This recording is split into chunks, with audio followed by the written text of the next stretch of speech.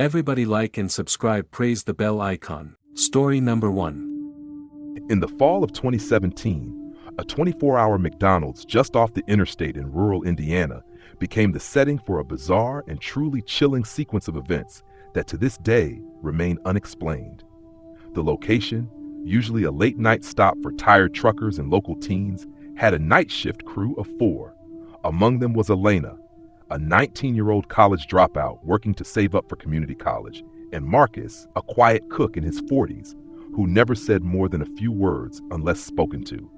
It began with the security footage.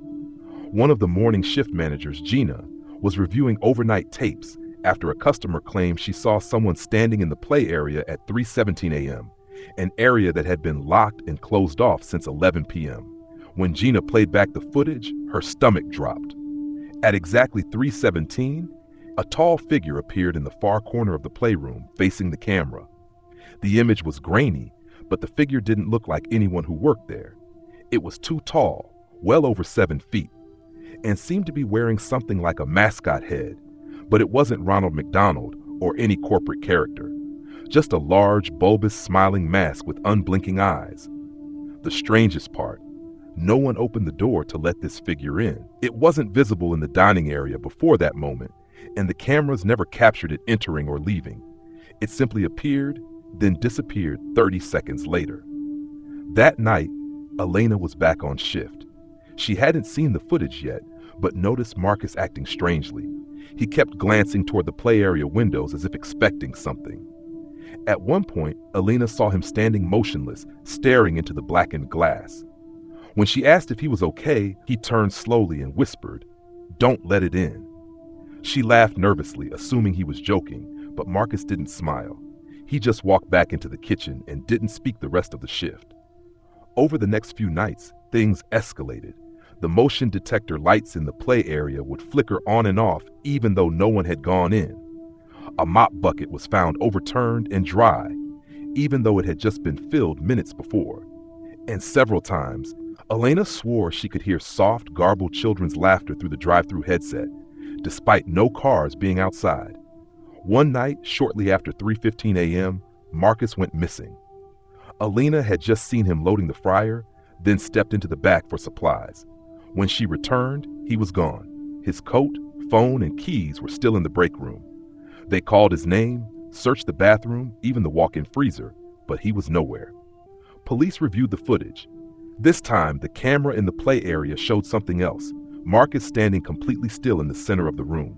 Then, behind him, the same tall figure emerged from the shadows. It reached out a long, pale arm and touched his shoulder. The footage glitched violently for 4 seconds, and when it cleared, the room was empty. No Marcus, no figure, nothing. They never found Marcus. His family filed a missing person report, but it went cold. McDonald's corporate shut the location down within a week, citing operational restructuring. All employees were transferred or laid off. The building was later demolished. Local urban legends now call it the Midnight Smile.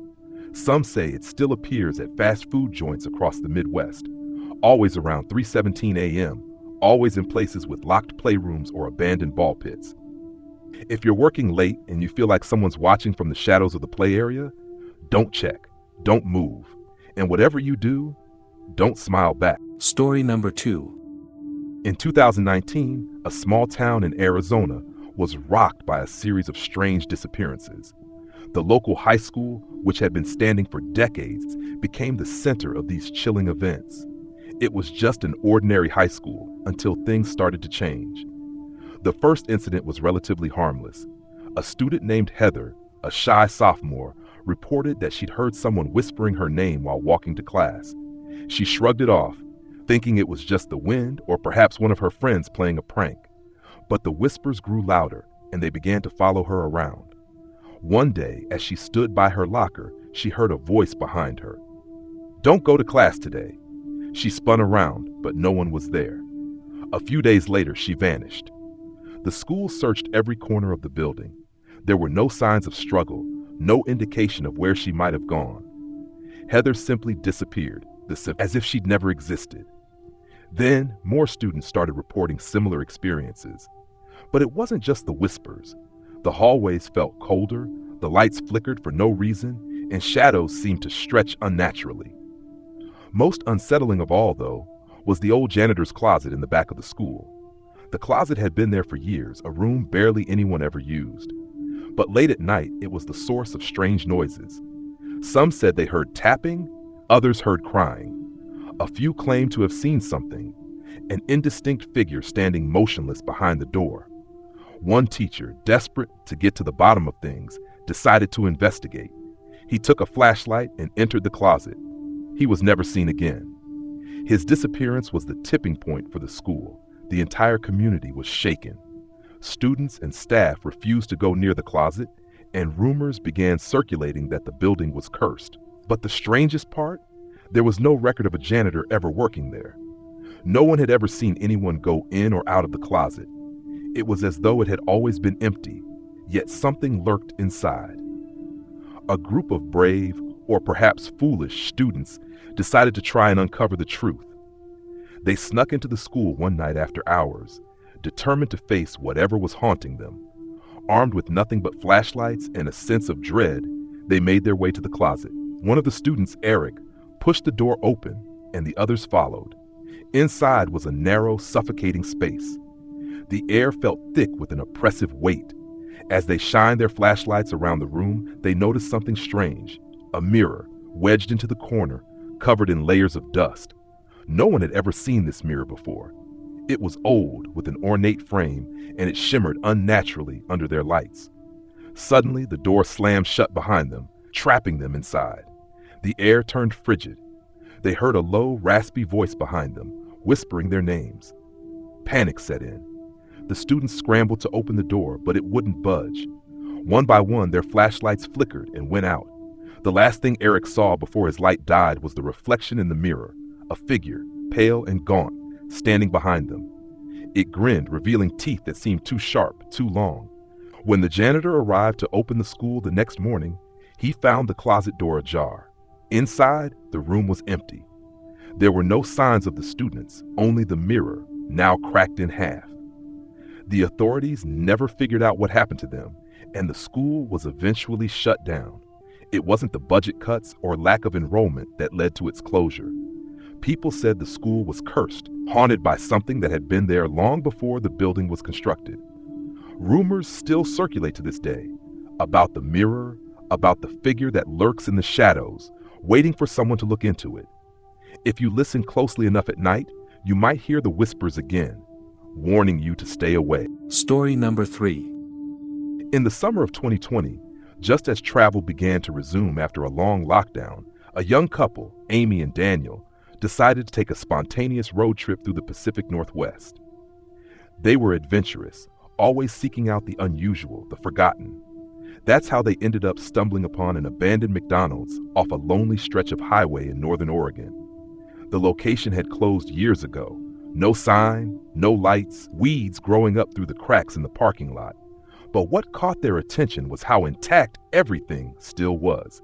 The playground was weathered, but still standing, and through the dusty windows they could see tables, chairs, even faded Happy Meal toys left behind. It was as if the place had been frozen in time. Intrigued, they parked and decided to explore. The front door was locked, but Daniel found a broken window around the side and hoisted Amy in.